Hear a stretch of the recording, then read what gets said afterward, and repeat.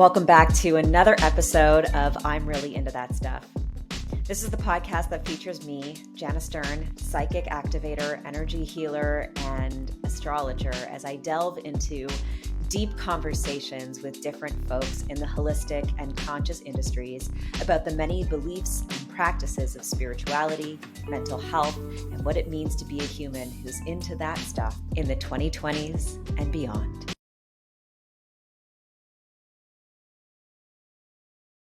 Welcome to I'm Really Into That Stuff. I am joined by my sweet friend, Crystal Rose. You are a skin alchemist and an experiencer of life. That sentence was so funny, and it is really, really true. You're in a phase of your life right now where things are really evolving. And I would love for you to give a little bit more of an intro about who you are and how you got into that stuff. Yeah, I guess, the first thing, the reason why I'm just calling myself an experiencer of life is because that's kind of what it boils down to. I've done a lot of things and been a lot of places, met a lot of people, and learned a lot. And I'm just going through such a time in my life that there's really no labels that I can apply to where I'm at right now, except that I am on a journey and I'm experiencing things. You sure are. Yeah. For context, we'll give a trigger warning as to what this episode will probably talk a lot about. Maybe you can share where you're at and why you are simply experiencing life right now. hmm Yeah, so about 2021, I got a diagnosis of cervical cancer. And since then, my life has been all over the place. It's been up, it's been down. It is a roller coaster. It's quite the roller coaster.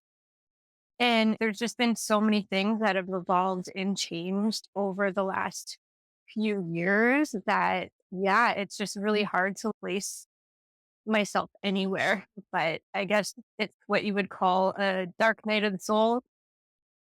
And I've been through them before, but Fun one though, isn't it?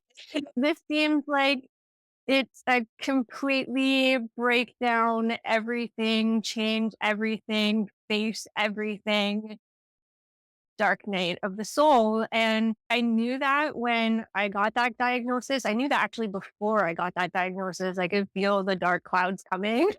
I remember you being Right? like, "Something is looming." Like, girl, we're in 2021. We're already in the looming. You're like, no, something's coming.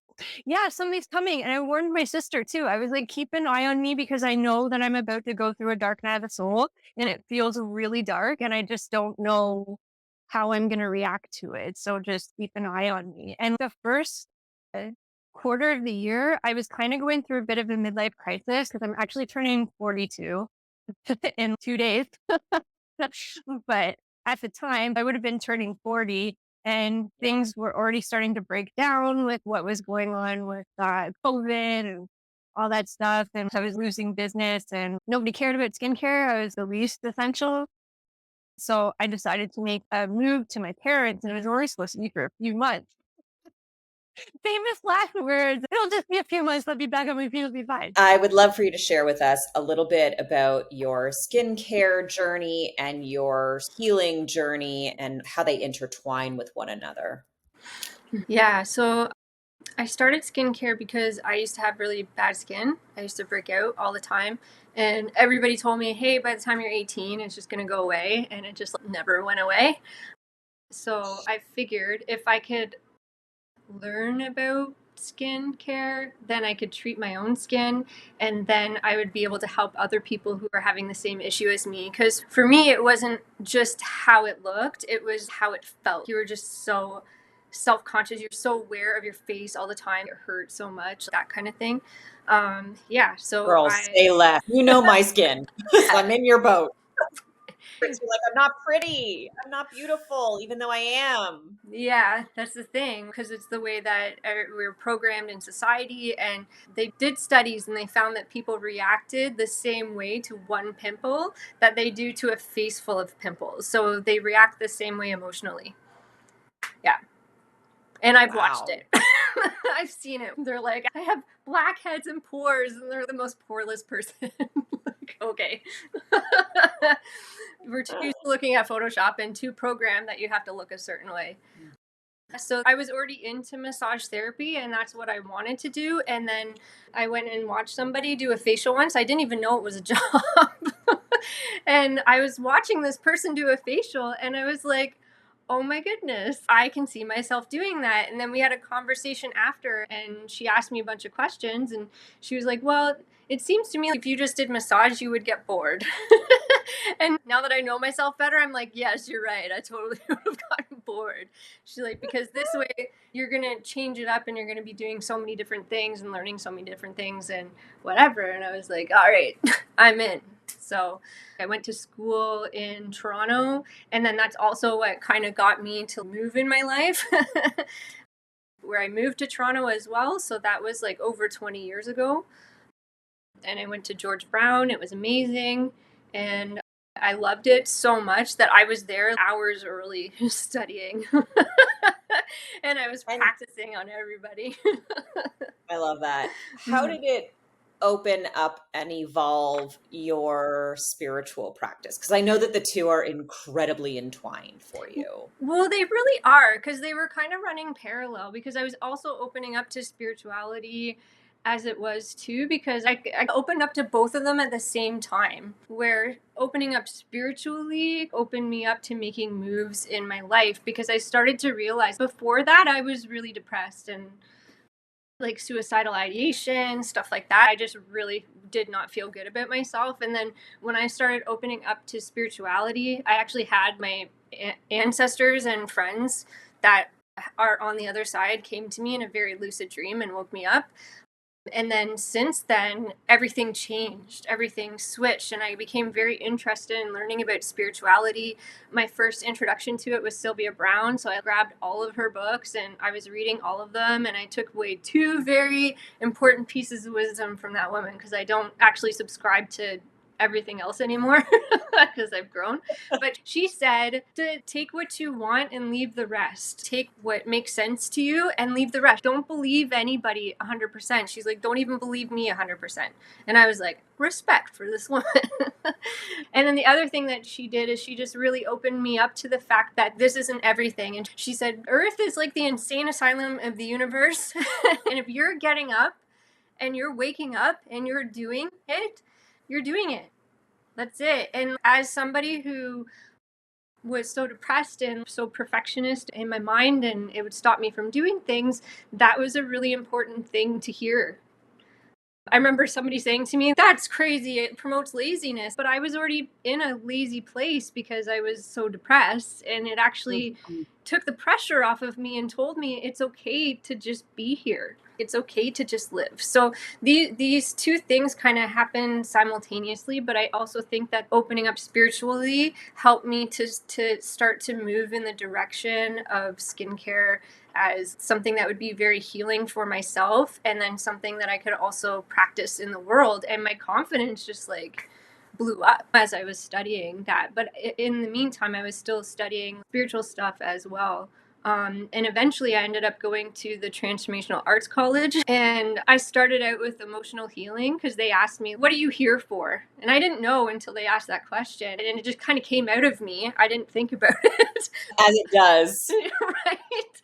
I was like, I just want to learn how to relate to people. I want to have better relationships. And I personally felt that if I tried to go into the more spiritual classes first, that I would fly away. I know I'll lose it, you know what I mean? And I thought about, where's the place that I have the toughest time? And for me, it was my emotions. My emotions were just so out of control, and it made me feel very embarrassed because I just couldn't hold them back. I couldn't keep them in touch. I would throw temper tantrums. I would cry all the time. And I just had trouble relating to people because it just seemed I just couldn't control myself emotionally that way. And it seemed other people just were able to do that. And I was like, how are you doing this? That Virgo Pisces axis, right? You're like, how are the humans doing? Because I'm not doing human. I'm not doing it. And on your journey, I know that you've explored really wild realms of spirituality and dimensions when you're sharing earlier of this nugget of it's not real, that there's more to it than just what we think we see or Mhm. know. You've really let yourself go into that abyss. And also, being a Virgo, you found a lot of connection to earth and to natural supplements and natural healing and natural remedies that have led you to be an exceptional healer. You've healed my skin over the years and countless others, but I know that you're also approaching life that way. Do you want to speak a little bit to where that intertwines for you? Mm, I really like your perspective. Hey, it's delusional. Well, it's funny because that perfectly sums up why I went to emotional healing. Because that's what grounds you. I realized when I was studying spiritual stuff and I first got into it, and they were saying, Sylvia Brown especially was introducing that concept to me of you're a spirit having a human experience. So then I was like, okay, well, then why is everybody so bent on trying to be a spirit? So if I'm already a spirit, then why don't I try to be human? Because obviously I came here for a reason. So maybe I should learn more about Right. that. Maybe we should figure out this human thing. Why are Maybe. we on this planet? Because, yeah, of course I want to go home. But obviously, if I went through the trouble of coming here, then maybe I should learn why. Why am I here? Why am I doing this? Why do I want to do? Why am I putting myself through this? There's got to be a good reason, and that set the tone for me to be able to explore a lot more because it keeps me grounded. I always know that there is a purpose and there's a why spiritually. Whether I get what that why is or how or what, I don't need to know all that stuff. It's just I know that there is. And I will get there eventually. I might not figure it out even while I'm alive, but at some point I know I'm going to cross over and be like, "Oh." Well, you're certainly facing death right now. This idea of going home is such an interesting one. It's definitely there for me. And it's there for so many people who have suicidal ideations and who experience a lot of psychic experiences in this life. You want to go home. But right now in your journey, you're facing life and death through this really, I mean, I've got chills everywhere, through this really beautiful lens. And to be somebody who introduces themselves as just having a human experience for a living right now, you're living for living, you're living for a living. It's kind of a miracle at this time where, as we're sharing, 7 planets are retrograde. We have all this energy moving through the collective. We're clearly in an upgrade and a transformation. And you're somebody who has studied a lot about esoteric practices and reality itself. And now you're here looking at life. What does that feel like for you to be in that consciousness? I'm like, my eyes, if they could like come out to here, they would.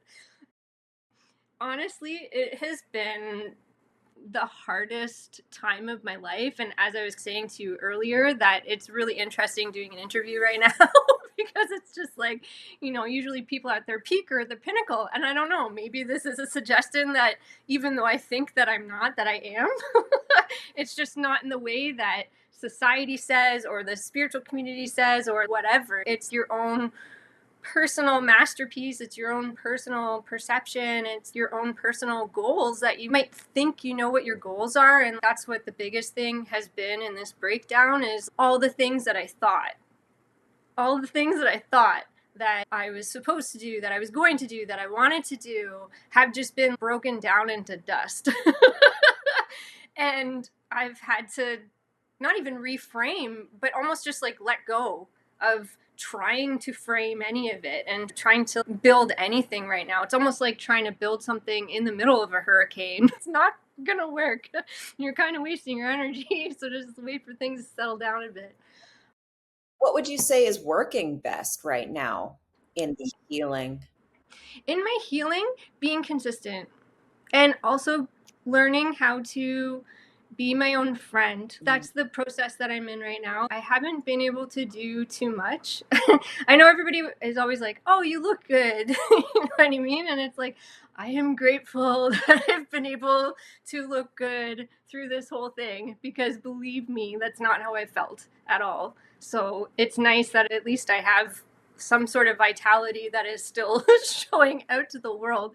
But to me, I get laid out a lot. I get broken down a lot. So doing even minuscule, mundane tasks can be very difficult.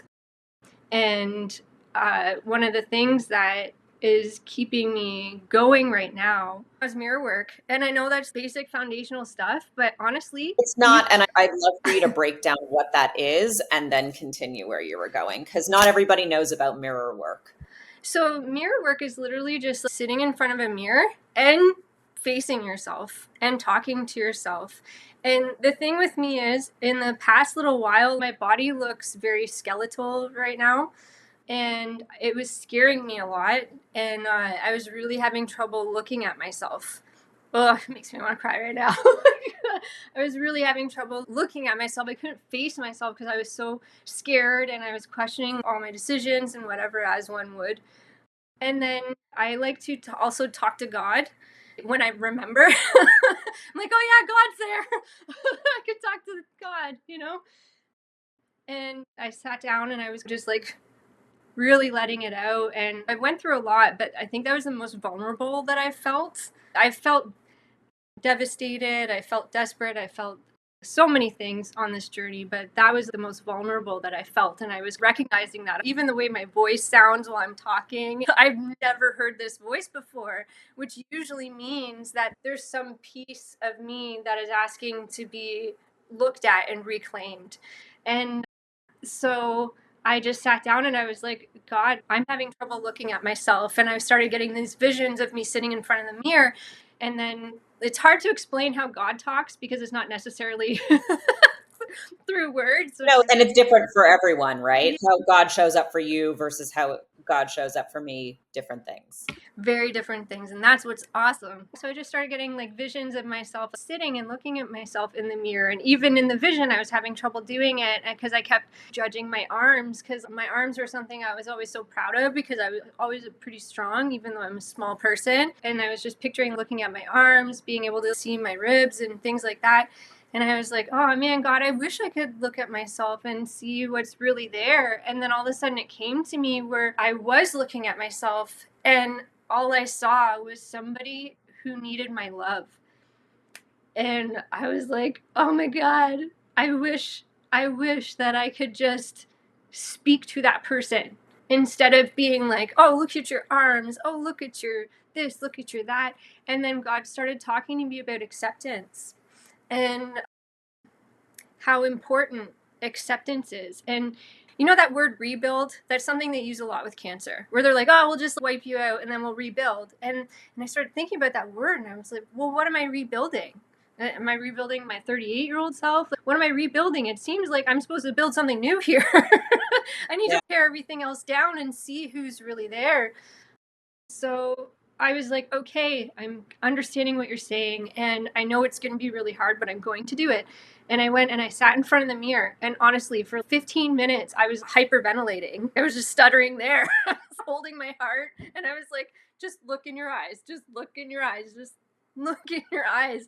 And it was almost like running a marathon. It had that kind of weight to it. It was that hard.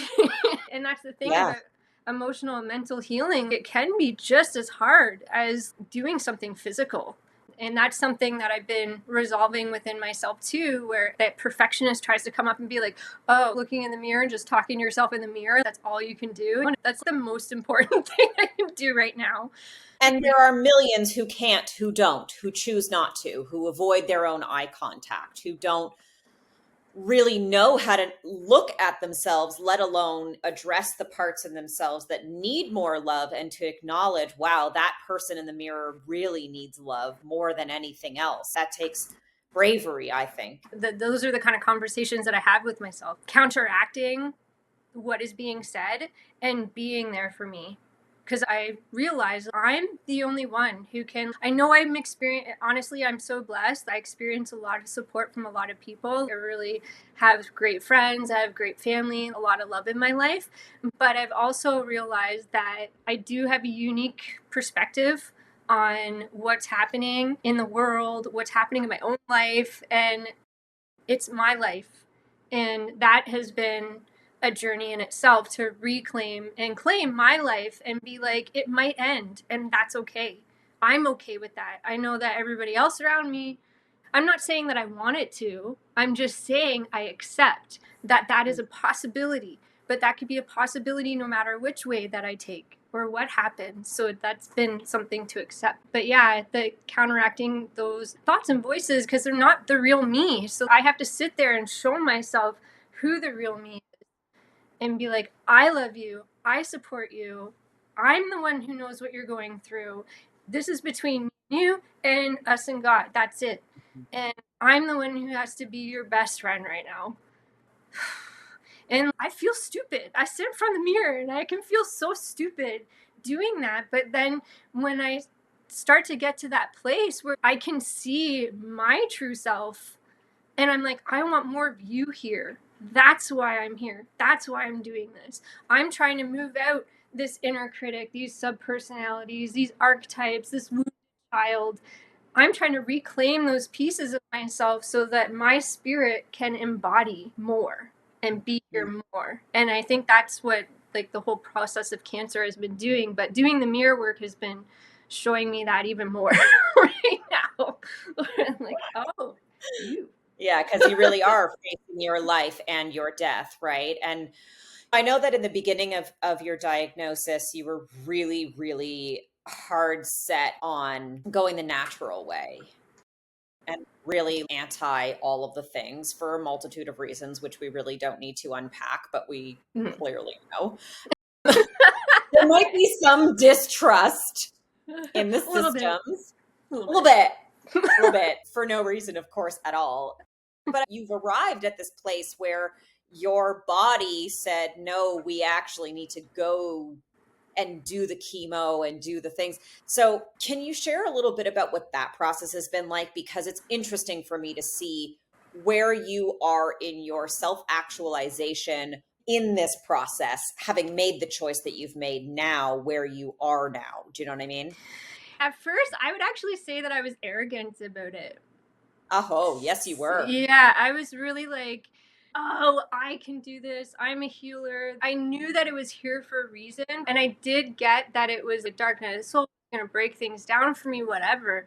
But I just saw myself like, I'm going to heal my body and then I'm going to tell everybody how I did this and da da da da da. This is it. And then I got a pretty rude awakening. Mm-hmm. And I was really upset with the doctors, and there was a lot of good reasons that I had for that, and then there was a lot of perceptions that I had that were biased or whatever that were also contributing to whatnot. Let's just say I wasn't in a very balanced position of doing my total due diligence. And I was also too afraid at that time to stand up for myself, to speak up for myself, and to have an actual conversation about what was going on without getting super defensive. So it was really difficult for me to talk to doctors. And again, the one thing that I come back to and I remember is, God can help me with this. This seems to be that first thing that you let go, but then when you embrace it again, it's like, oh, right. That helped a lot. Prayer really does help. Asking for help really does help. And asking God for help really does help. So at first, we kind of turned each other away. And that was really difficult for me because it was the first time that I was like, well, I want to go this route and maybe you can monitor me. It's not that I wasn't willing to work with them. It's just that wasn't the route that I wanted to take right away because I wanted to have children. And they told me if I went through that process, I wouldn't be allowed to have children. Or I wouldn't be allowed. Sorry. You won't be allowed. It's like I won't be capable. If only there were systems where we could decide who's allowed and who's not.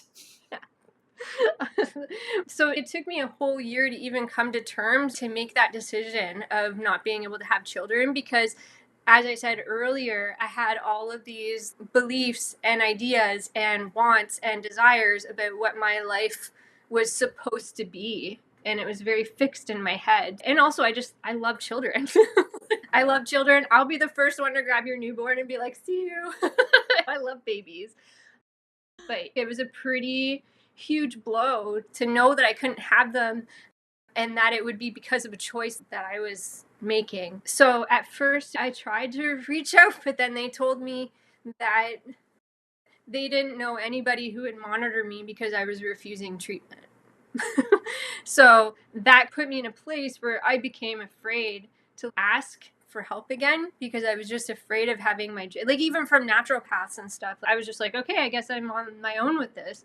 And I just tried to do everything myself. And I was able to do a lot, but I felt at the time without the monitoring, I wasn't able to be consistent with something because I was too scared about the changes that were happening because then pain started happening and stuff like that. And I hadn't experienced it before. And you start just trying to take all these things, you're doing all this research, and it's so different for everybody. So everybody's got all these suggestions or the things that help them, but I wasn't being consistent enough. I wasn't doing something for long enough or recognizing that sometimes when you're going through a healing process, healing can look like illness or it can show up in symptoms that are very similar to symptoms if you were going through illness. In fact, there is a lot of blurred lines between what is, especially with cancer, that's a whole other discussion, but there's a lot of blurred lines between what is actually healing and what is actually disease and illness. So it can become very confusing when you're doing a lot of research on your own, which is unfortunate in Canada because it'd be nice if we had people who were allowed to study this and then were able to walk us through a different process. But unless you're super rich, that's not happening, you know? Yeah, it's just not the system that we're in yet, but we are moving in that direction. And I think that people like you going through this, there's no way that you'll come out on the other side and not be a massive advocate for what's possible. And I think in regards to not having children, a dear friend of mine wished me a happy Mother's Day this year because she reminded me that I already mother so many people, so many Mm-hmm. things. And I think mourning that is probably the part of you that now can ask for help. It's interesting. I'm reflecting on the episode that is coming out in a couple of days, which you guys can go back and listen to with my friend Sarah Hauk, who talks about her own journey of motherhood and talks about just how the process of it is an initiation. And I think that different initiations can bring through some of that same archetype of mother. And it seems to me that this mirror work that you're doing and the other healing that you're doing, even the way you're speaking about healing, is you mothering yourself in a way that clearly you and others need. Fascinating when you're sharing about healing and illness looking the same. Can you expand on that a little bit?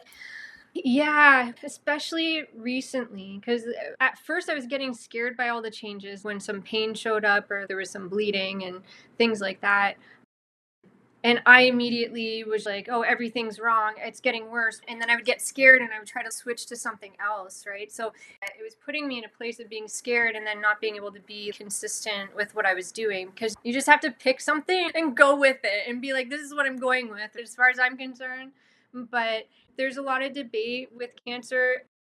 When you start researching about it, there's so many different people that are like, cancer is this, cancer is this, cancer is this, cancer is this, and kind of have that Sylvia Brown brain again, where you're like, take what you want, leave the rest, and you have to learn what do I believe is going to be good for me, and then being able to hold yourself. It's kind of the same thing when you're going through spiritual awakenings and stuff. It's not all. I don't even know if it is sunshine and rainbows. I know you can hit those points where it's like, oh, I feel so aligned. Oh, the intelligence of everything. You know what I mean? But I think you have to find that light. I think the whole game is that we live in darkness, and any spiritual awakening is very dark. And then you get to peek at what the light looks like on the other side, I think. Yeah, that's exactly that is how it is.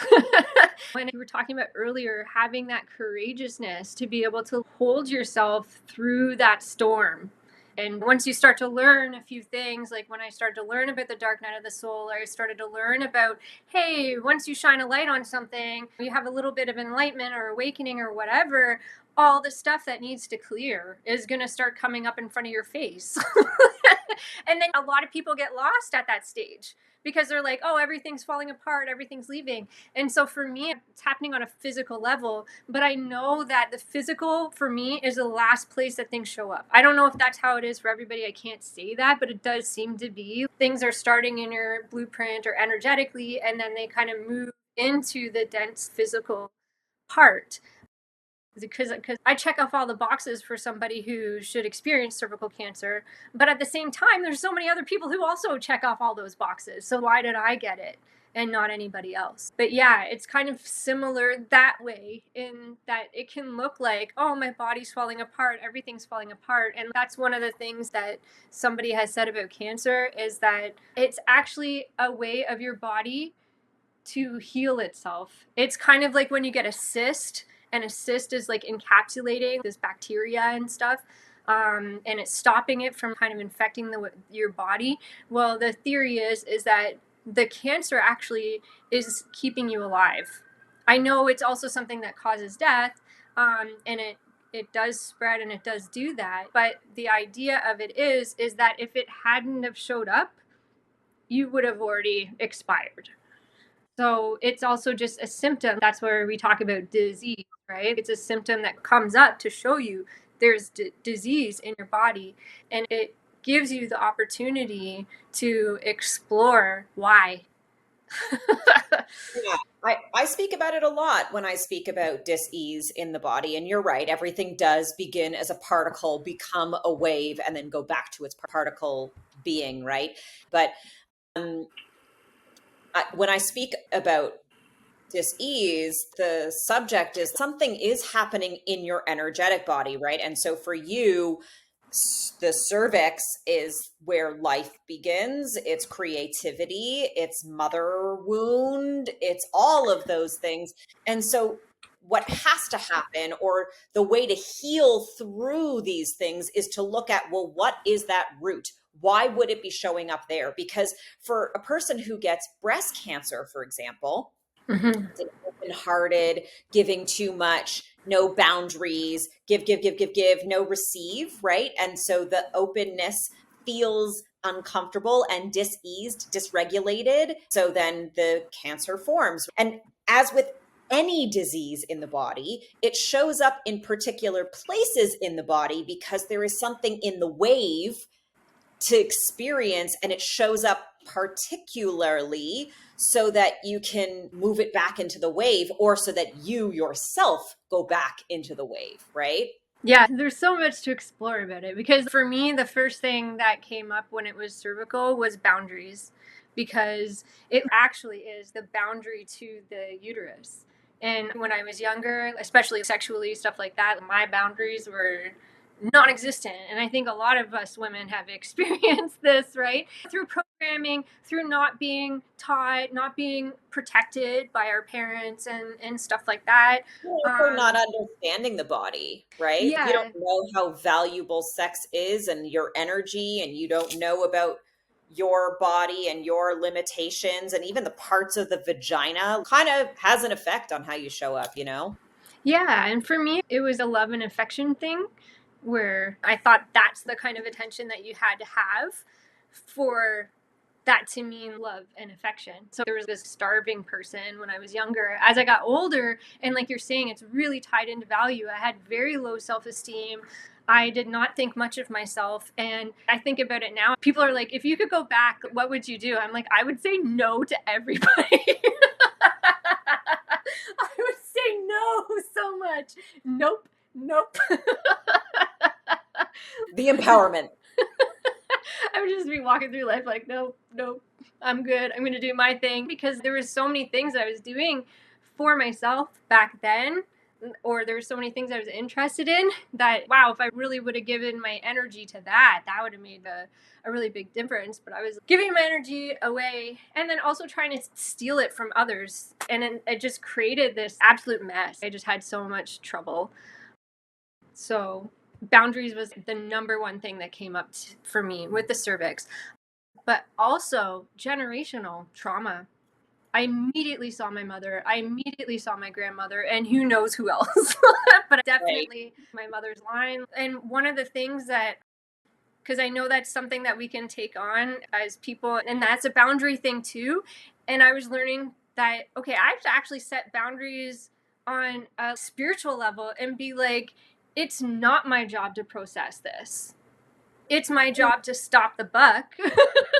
Sure. In fact, it's almost more healing, and that's probably not necessarily why the cancer showed up, but part of it, that it's so not your job that the more you try to make it your job, the more it shows up as something for you to have to work on. Well, honestly, yeah, that seemed to be the case. And then all of a sudden it was lightning struck my brain. And I was like, wait a minute, why am I processing this for all you guys? And they were like, finally, you understand. I do firmly believe that when we heal ourselves, we're healing 7 generations in all directions. But Yes. what we're doing is we're creating the inspiration and the opportunity for that healing. We're not in charge of those choices. I'm only in charge of my own choices. It's like anything, right? I believe one of our most important things that we're doing here in a spiritual sense is just how are you walking in the earth? Those are my choices. That's my job. That's my responsibility. How other people are walking, what they're doing, that's not my responsibility. I can't take all that on. And if I try to take all that on, which I have, and we all do, when we get onto the spiritual path, we're like, oh my God, I have all this new information. Guys. Right, but then disease manifests, right? Then you're living in their pain body, in your pain body, and all of it, 7 generations of it existing in you is gonna be uncomfortable, and you're gonna feel discomfort one way and another and another and another. So I think that it's incredible that you have the awareness, and this is really partially why I was like, fuck, I got to get you on the podcast because I know you have beautiful insight. I would love for you to also share a little bit about some of the natural things that you've experienced and some of the natural healing that you have seen some benefits from, because we are at this time where we're going to need Western and Eastern to come together. It's really a time of all the directions, all of the things coming together in one body, in one humanity, in one self. And so I'd love to know a little bit more about some of the natural things that you have found are working. Yeah, and also I'll preface it very quickly that I went natural first, and then last year I decided to do radiation and chemo. That was a 5-week journey. Afterwards, they gave me an all clear, and then within a few months it was back again. But it was showing up over in what's called the peritoneum around my rib cage, and I was getting a lot of pain. It was interesting because I actually started getting shoulder pain and it wouldn't go away. It was there for 8 months. And I think that's why my muscles have atrophied so much, because I wasn't able to do the physical things I could do before. I'm like, I just get rid of this. And now this shows up, right? Give me a break. Dark Night of the Soul is like, no, because you haven't learned. You can just exercise and be fine. No, girl, there's more to it than just that.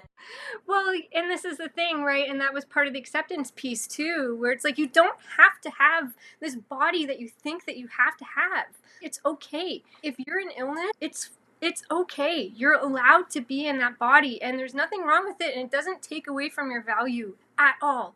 And I think that's something that we really need to learn here, because we just really harm ourselves and others with all these preconceived notions about what people have to look like to be okay, and really disrespecting what a lot of people are going through and making assumptions about it. But that's a whole other rant for a whole other day. I'm like, where were we? What were we talking about? You had asked me a question and then I started ranting about that.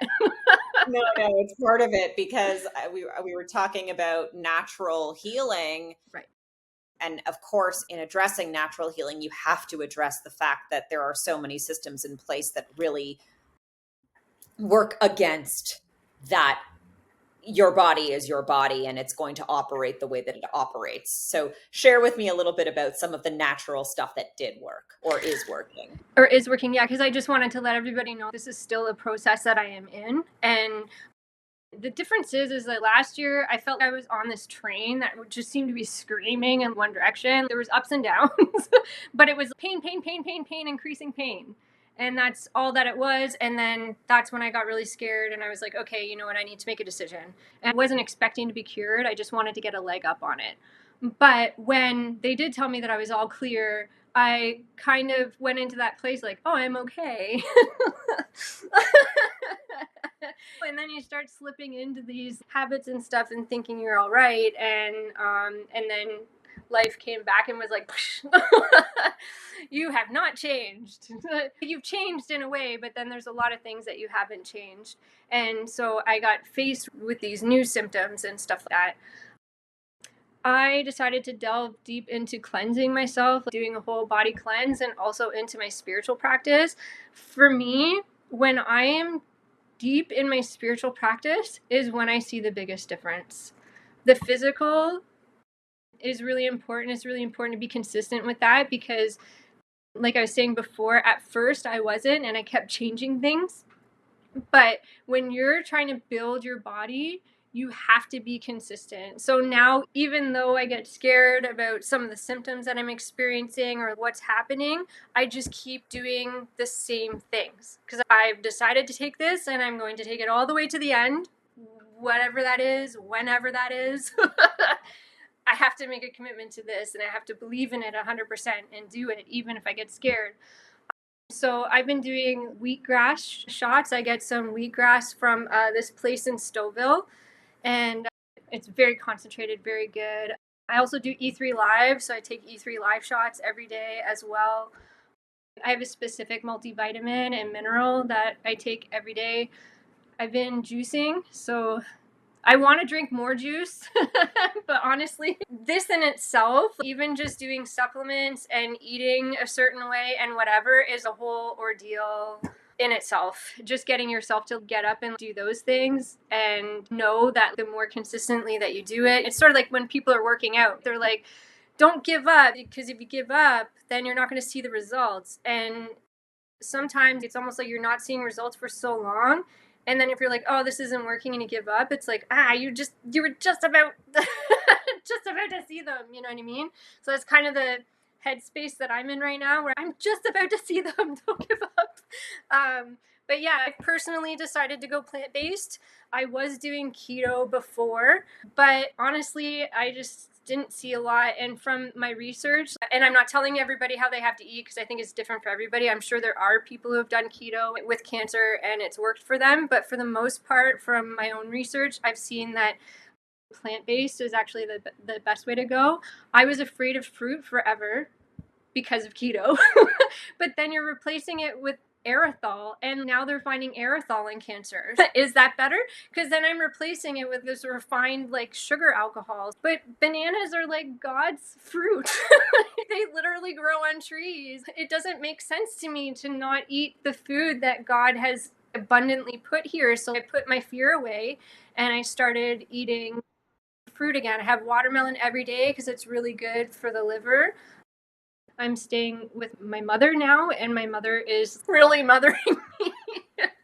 But it's what I need right now. Before I was so hyper independent, and now I'm like, if taking care of me is really helpful for her, and it's obviously really helpful for me, then I'm just gonna, I know it's not forever. I'll just lean into it for a bit. Yeah, I think we never stop needing our mother's love, particularly if we're feeling yucky. The desire is, where's my mommy? So it's really nice that you're receiving that right now.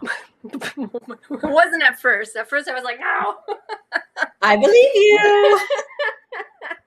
Like, no, don't do it. Because I had to move through those feelings too, of feeling like a burden on everybody and like I'm useless, I'm unproductive, I'm not doing anything, and all that stuff. That's been very difficult to move through as well. Now too, I have to do the mirror work and be like, you're not useless.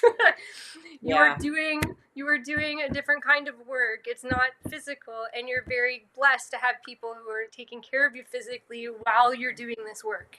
That's great. I think this idea of living for a living is radical. I think it's also really where the species of humanity is feeling like it wants to go to. So many people are living in this time. When I speak to people, they really want to move out of their trauma, out of their fear, out of their pain.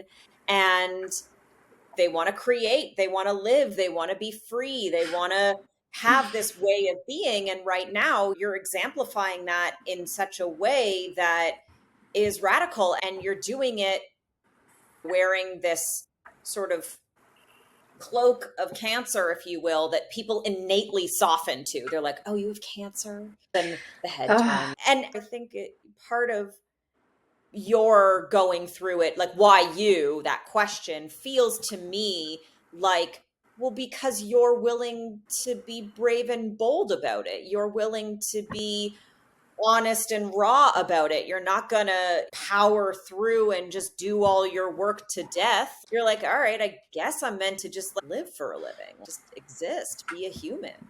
Yeah, and know that that's okay. All of it's okay, you know? That was one thing that God brought up in that conversation. Because I was just expressing that I feel so useless. I feel like I'm not doing enough because I've been actually going into a lot of addictions, screen addictions, video games, because I'm just so bored. You know, I actually feel pretty energetic today. I've noticed over the past few days that I've started to feel a bit better, but I also know that happens. And my habit is that I immediately want to try to do stuff because I feel bad. And that's what happened right after they gave me the all clear. I was like, okay, now I can go help everybody who helped me. And then I just put myself into pain because I felt like such a burden. And I don't regret doing those things because it actually karmically, whatever, really worked out. But for myself, I learned a big lesson where I can't push myself like that. I really have to understand my limitations and I have to be okay with them and I need to accept them and I need to know that it's okay that I have them. It's okay. There was a couple weeks there where getting out of my bed and walking to the couch, my heart would be beating in my head and I had to sit down. I'm like, I can't breathe. But that didn't last forever. And I think that was actually one of those symptoms of healing because while I was going through that, a lot of the pain that I had been experiencing was actually reducing. So then that's when I started to realize, okay, I'm not going to freak out over every symptom that I have because it can also be that my body is healing and that's why I'm tired and whatever. So when I was talking to God about it, I was like, I feel like I'm not doing enough and I feel bad that I'm doing these things that aren't correct. But then at the same time, I also have the awareness of moving through other addictions because I used to smoke like a chimney, I used to drink, all that stuff. I also have the awareness of moving through those addictions. The only way that I was able to do it was by applying loving kindness and compassion to myself about what I was doing and what was happening. And especially with smoking, I had to counteract those thoughts that were happening every time I had a cigarette and start to be like, yeah, you could die, but that's not helping that I'm focusing on that. Every time this goes on, that's actually making it worse. And I trust you to stop doing this. And within a couple of months, I wasn't doing it anymore and I haven't done it again. That's a very simplified version, but that was the kind of work that I had to do to move myself through those addictions. Well, you're an addictive thing and shaming yourself is actually going to make the addiction worse. So how about I try this new thing where I'm really nice to you and I believe that you can actually stop doing this. Radical, wild, what a concept. And this is the thing. So I've been learning that, and God was reminding me. And God said, look, Crystal, I know that you have all these missions that you want to accomplish while you're here. You have all these things that you want to do, but I'll tell you right now, you don't have to. And I was like, I don't have to? Like, I was like crying. Like, what do you mean? And then God was like, you don't have to. That's free will. I'm not going to judge you either way. It would be great if you could come here and fulfill those things. But if you don't, that's okay too, because coming here is not easy. It's not easy. And there's all these variables and things that you don't take into consideration when you come here. So it's on paper, I'm like, all right, I can do this, I can do this, I can do this. I'm a really ambitious person. I think I can do everything. I think a lot of us in spirit, when you don't know what you're dealing with when you come to Earth, all the mind control, the programming, the this, that, whatever. Like, if you're not aware of that and you think you can just come down here and apply all the things that you know, sometimes we're sitting ducks.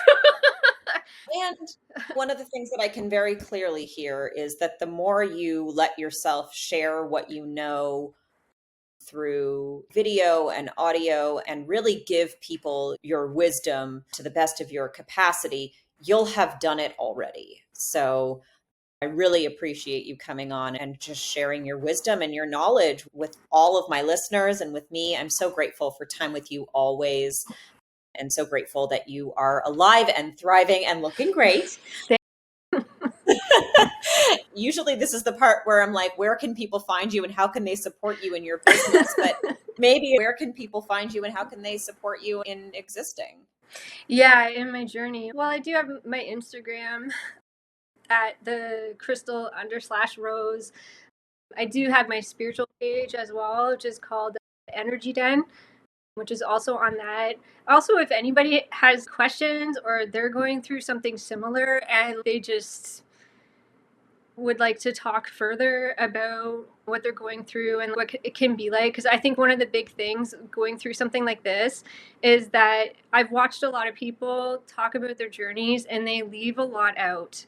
They leave a lot of the darkness out, and I think that's one thing that I want to talk about.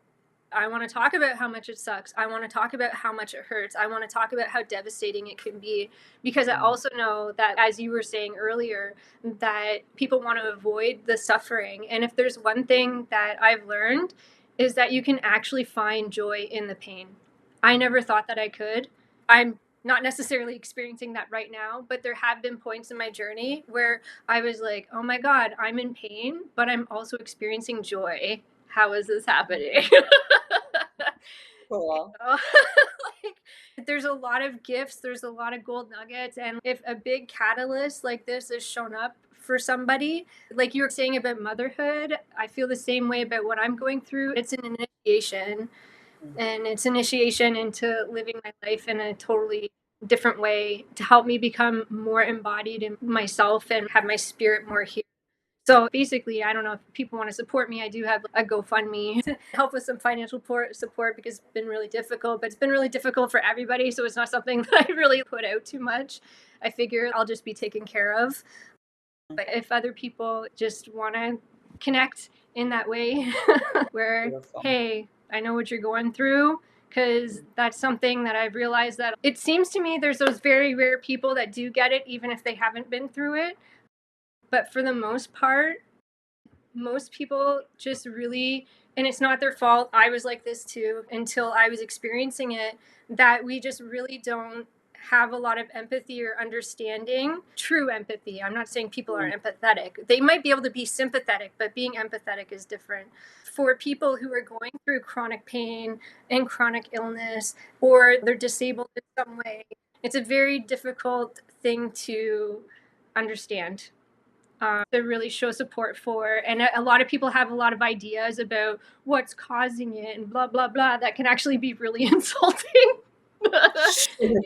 Especially in the spiritual community. It's like, think positive. And it's like, okay, I can't positive think my way out of this. But it is an important aspect of things, but it's different than that. So yeah, I think it's just one of those things that I want to bring now, is how can we actually bring true loving kindness, true compassion, and true empathy to each other, and have it be okay that we're not all in this perfect state that we seem to have decided is how we have to be. Right. I don't know how we landed on that perfect, and I really don't know who wrote it, but fuck those people. And I look forward to continuing to see your personal evolution, and I'm stoked to see where your gifts open up on the other side of this. But like I said, very, very grateful to share time and space with you, and grateful to all of our listeners. Thank you all so much for tuning in. You will hear me in another few weeks for the next episode. Thank you, and see you soon.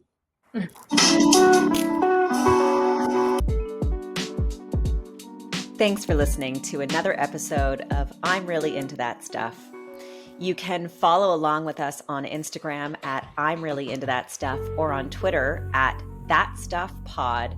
And be sure to rate, review, and subscribe to this podcast. If this episode resonated with you and something that you're really into, share it with someone you love. Sending you strength, peace, love, and light until our next episode.